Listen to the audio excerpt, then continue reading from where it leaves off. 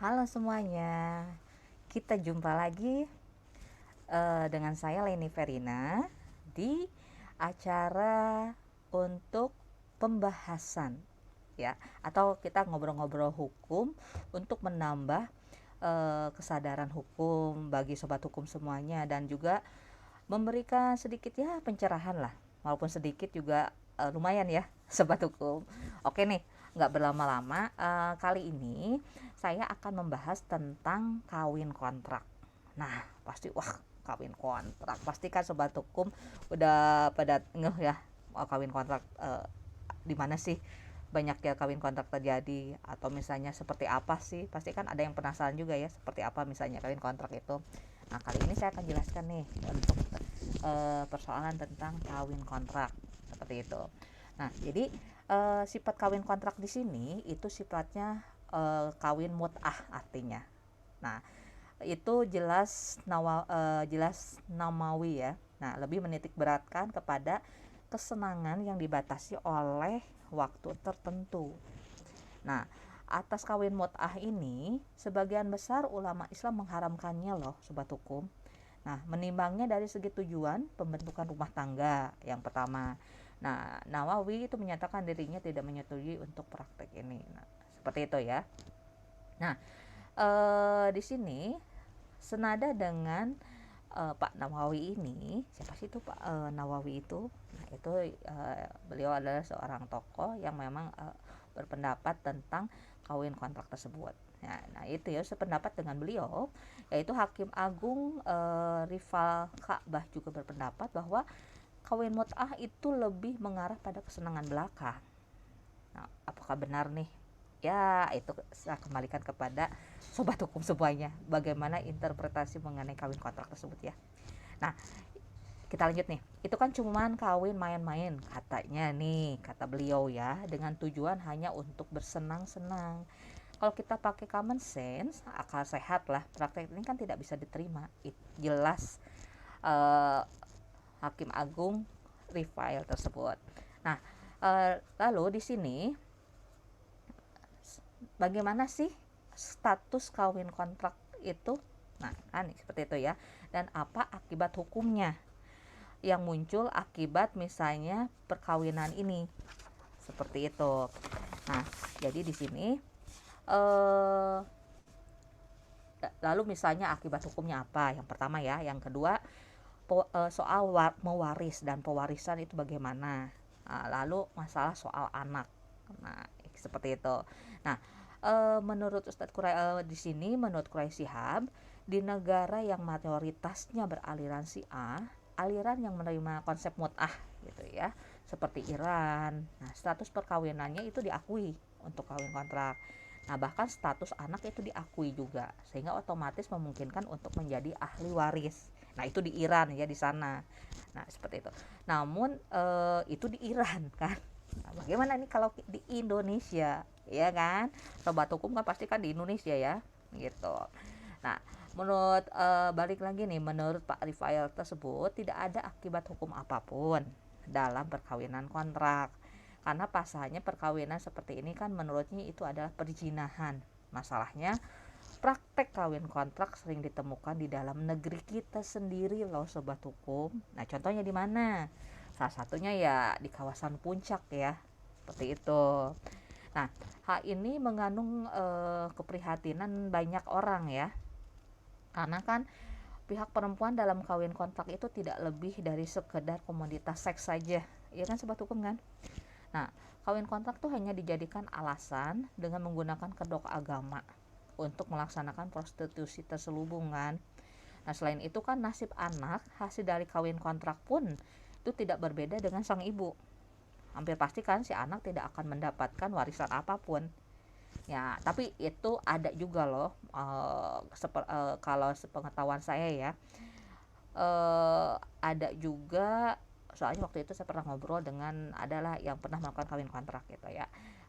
Ada juga dia dinikahi resmi dan dibawa ke negeri Arab sana, ke negeri Arabnya sana, dan nikahin resmi ya pasti otomatis dia anaknya jadi ahli waris seperti itu. Nah tapi itu kasus yang satu di antara 1000 sobat hukum. Jadi jangan coba-coba ya melakukan kawin kontrak. Nah, tadi balik lagi nih, hampir pasti kan si anak tidak mendapatkan warisan apapun. Nah, setelah selesai masa kontrak, maka anak akan sepenuhnya tanggung jawab perempuan atau si ibu. Bapaknya udah balik lah, misalnya kan, seperti itu. Jadi ya eh, dibebankan nanti kepada ibunya yang ada di Indonesia di sini. Nah, di sini soal perempuan sebagai pihak yang istilahnya mempunyai potensi yang dirugikannya lebih besar ya dibandingkan pihak laki-laki, ini eh, banyak diamini oleh semua orang seperti itu ya, karena kan siapa sih yang ingin perempuan tidak ada satupun perempuan yang ingin dikawin kontrak kan gitu, kecuali misalnya terpaksa. Mungkin kan dia seperti banyak kasus terjadi di daerah puncak sana itu kan karena terpaksa, yaitu kebutuhan ekonomi ya kan. Hal itulah yang menjadi faktor utamanya, yaitu kebutuhan ekonomi, jadi terpaksa seperti itu. Nah, jadi maka jika ada misalnya orang tua yang menjual anaknya ya untuk melakukan kawin kontrak tersebut, nah lebih baik berpikir berulang kali untuk misalnya menerima proposal untuk kawin kontrak, karena ini kan berhubungan juga dengan stereotip yang berkembang bahwa perempuan itu ibarat korek api ya, nah yang setelah dinyalakan lalu dibuang seperti itu.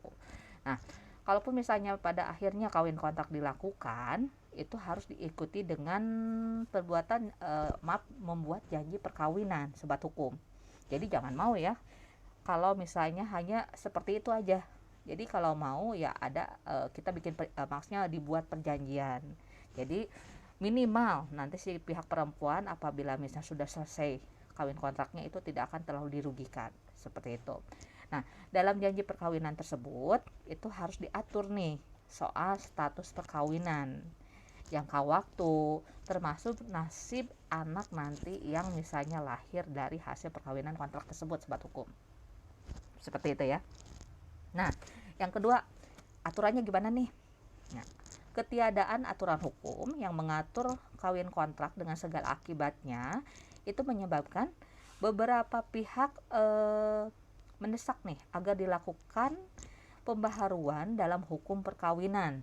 Jadi maksudnya minta direvisi lah dan dicantumkan ada hal atau ayat tentang kawin kontrak tersebut, karena kan di masyarakat ini banyak terjadi kenyataannya ya seperti itu. Jadi minta diatur di undang-undang perkawinan agar disisipkan aturan hukumnya mengenai perkawinan kontrak ini, seperti itu sobat hukum. Nah, karena kan di undang-undang perkawinan yang resmi, yaitu yang undang-undang perkawinan yang di sini tahun 1974 itu ketiadaan pasal mengenai yang mengatur soal kawin kontrak itu mengakibatkan aparat penegak hukum menggunakan jerat hukum yang lain, karena kan tidak ada aturan resmi atau payung hukumnya itu belum ada, seperti itu sobat hukum. Nah, contoh ya, kita ambil contoh di kawasan puncak. Warga negara asing kan biasanya merupakan pelaku praktek kawin kontrak dengan peraturan soal keimigrasian lah, seperti itu. Nah, jadi kawin kontrak itu biasanya bukan dijeratnya dengan masalah yang utamanya, yaitu si dia melakukan kawin kontraknya, bukan, karena kan tidak ada aturan resminya, tidak ada payung hukumnya tentang untuk kawin kontrak ini. Jadi mereka itu dijeratnya si warga asing yang melakukan kawin kontrak tersebut ya, itu hanya bisa dijerat tentang keimigrasiannya gitu, mengenai peraturan keimigrasian. Nah, itu untuk warga asing yang melakukan kawin kontrak tersebut ya. Nah, bagaimana jika warga lokal yang melakukan kawin kontrak? Nah, karena kan praktek ini tidak melulu maksudnya tidak melulu hanya warga asing yang melakukannya. Ada juga loh warga lokal yang melakukan hal tersebut juga. Tapi nah, itu dia. Kalau warga lokal dijeratnya dengan apa dong untuk sanksi pidananya ya kan? Nah, makanya itu di sini banyak permintaan untuk merevisi undang-undang perkawinan dan menyisipkan pasal mengenai aturan hukum tentang kawin kontrak Seperti itu ya, mudah-mudahan saja pemerintah nanti kedepannya misal kalau terjadi atau merevisi tentang undang-undang perkawinan, nah ini ada aturan yang jelas ya untuk kawin kontrak dicantumkan di situ, seperti itu. Nah, jadi di sini eh, apa sih gunanya dicantumkan? Ya, nomor satu, untuk melindungi kepentingan perempuan, seperti itu. Jadi kan karena di sini yang korban utamanya itu perempuan, ya kan? Nah, jadi supaya ada payung hukumnya, seperti itu. Nah, jadi eh, memang ya untuk kawin kontrak ini susah sekali, karena kan belum ada payung hukumnya juga. Jadi di sini uh, kembali lagi ke personalnya pribadi, ke diri kita sendiri atau misalnya ke orangnya tersebut ya. Jadi tadi saya bilang sebelum untuk meminimalisir kerugian, alangkah lebih baik membuat perjanjian dahulu kalau memangnya misalnya terpaksa ya dilakukan kawin kontrak tersebut, membuat perjanjian hitam di atas putih untuk pada saat melakukan kawin kontrak tersebut. Seperti itu. Nah, jadi karena kan di sini banyak kejadian itu di maaf nih di jalur puncak ya. Nah, jalur kawasan puncak kan itu memiliki yang daya tarik tersendiri ya. Nah, selain alamnya yang sangat indah ya, seperti yang Sobat Hukum ketahui lah semua. Nah, jadi kawasan udaranya sejuk.